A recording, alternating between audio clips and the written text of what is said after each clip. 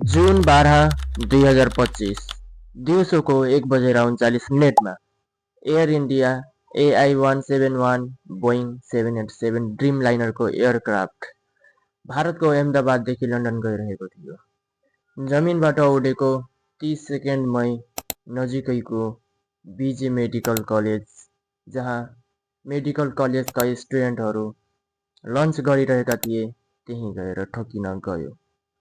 जो त्यो प्लेनमा 230 जना पेसेन्जर प्लस 12 क्रू मेम्बर, यानि कि टोटल 242 जना मध्ये एकजना रमेश विश्वास कुमार मात्र बाँच्न सफल भए। त्यो प्लेनको पाइलट सुमित सबरवाल, जोसँग 8200 घण्टा प्लेन उडाउने अनुभव थियो र को पाइलटसँग 3000 घण्टा अनुभव थियो, तर पनि त्यो प्लेन आखिरमा कसरी ठोकिन गयो त? त्यही प्लेनबाट भर्खरै केही समय अघि उत्रेका एकजना व्यक्तिले भन्दछन्, म यो प्लेनमा आउने बेला न यो प्लेनमा एसी काम गर्थ्यो, न अगाडि रहेको रिमोटको बटनहरू काम गर्थ्यो।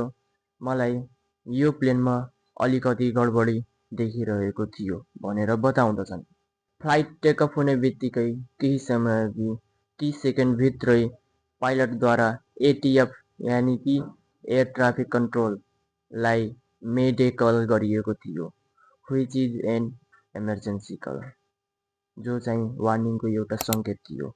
जब ATF द्वारा रिप्लाई जाँदा प्लेनबाट कुनै पनि रिप्लाई आएन, किनभने प्लेन चाहिँ नजिकैको बीजे मेडिकल कलेजमा गएर ठोकिएको थियो।